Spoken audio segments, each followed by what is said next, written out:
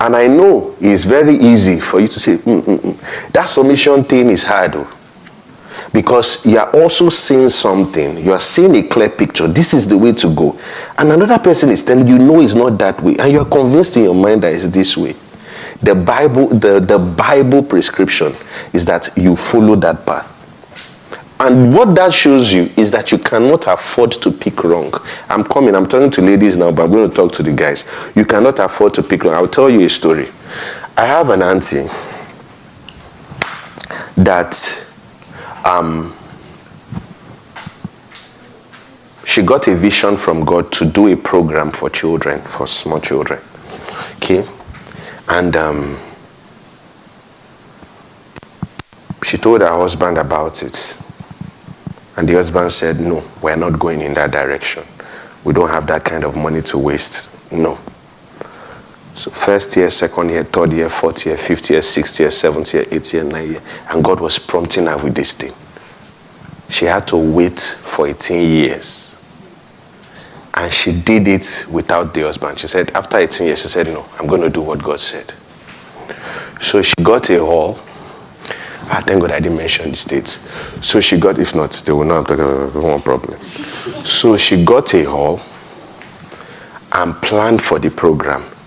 Told her friends about it. She had people that were supporting her. Remember, her husband said no.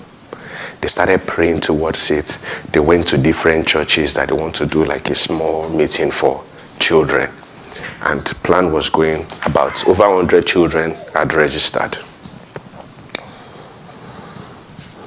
So the day of the program came.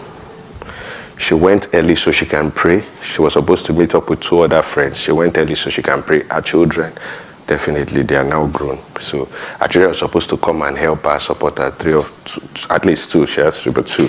Supposed to come and help her and support her. So she left them at home, went there. When she got there, something happened. Her first son had issues with his stomach. He couldn't come. The second son, something happened to him, blah, blah. He was sick as well. He couldn't come.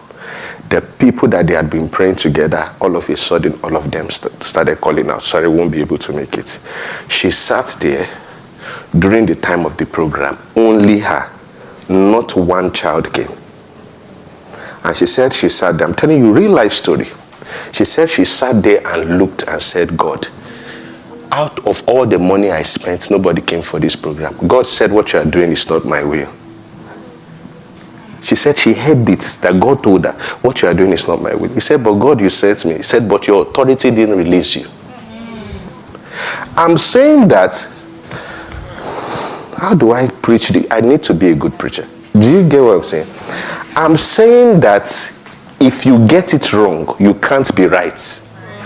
If God says go and your husband says don't go, if you go, it's wrong. If you don't go, it's still wrong. You are big. Do you get what I'm saying? You can't be correct. If God says go, the man says don't go. If you go, it's wrong. If you don't go, it's still wrong. 2 of them must align. And some people pick, they have spec. You can't pick like that.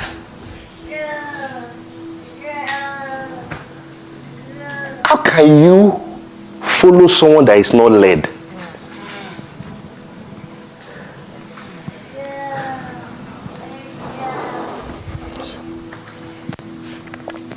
So as men, we learn to love like God and be challenged to submit to him like our wives submit.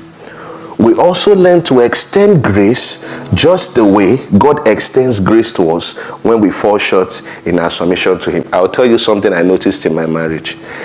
One time, I was struggling to pray because I didn't want to talk to my wife. So I sat there angrily, speaking in tongues, of course, very dry. Sharp praying it. So God is telling me, go and talk. I said, no. I need to prove a point.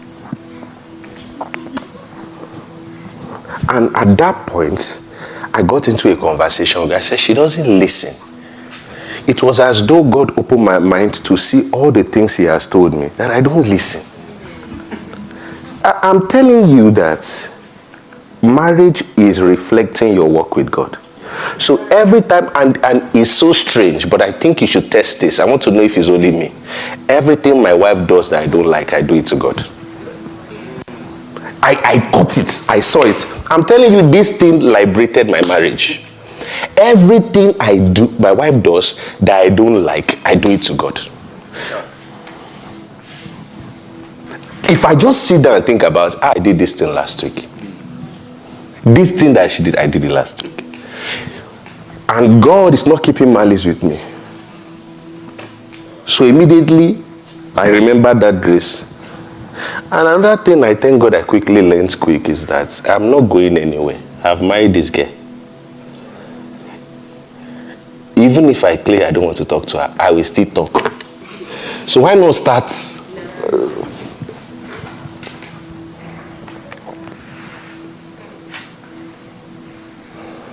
So we learn to extend grace just the way God extends grace to us when we fall short in our submission to Him. As women, we learn to be led by the Spirit as our husband leads us.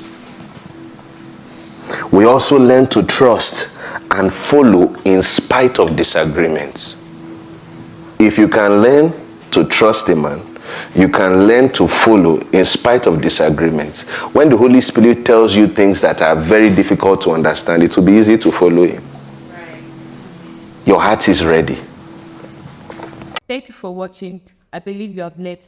Please do us a favor by clicking on the subscription button so that you get notified whenever we publish deep spiritual content just like this one you have just watched. And also, try in your best capacity to implement all that you have just heard. That you be doer of the word and not just a hearer of the words. Thank you and God bless you. See you in our next video.